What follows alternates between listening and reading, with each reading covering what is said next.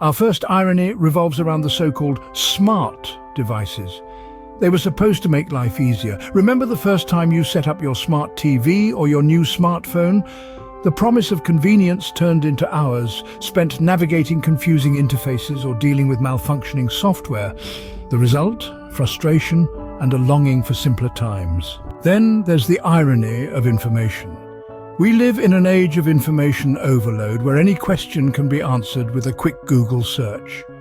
But when we're bombarded with an avalanche of data, distinguishing between what's relevant and what's not becomes a daunting task. The irony? The more information we have, the less we seem to know. Our third irony is the pursuit of convenience that leads to inefficiency.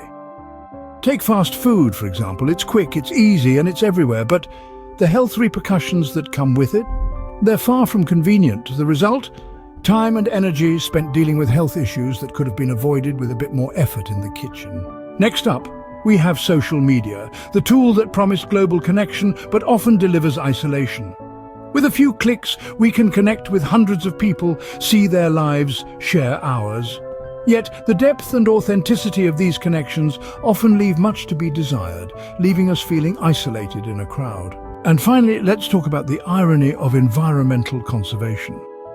We buy eco-friendly products, believing we're doing our part for the planet.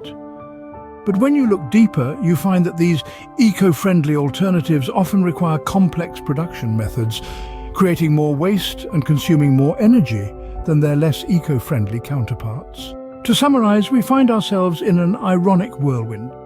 Our smart devices cause frustration, information overload leads to ignorance, convenience results in inefficiency, social media connections create isolation, and environmental conservation efforts can cause more harm than good. These are the paradoxes of our modern life, the ironies we encounter daily. But recognizing these ironies is the first step towards resolving them.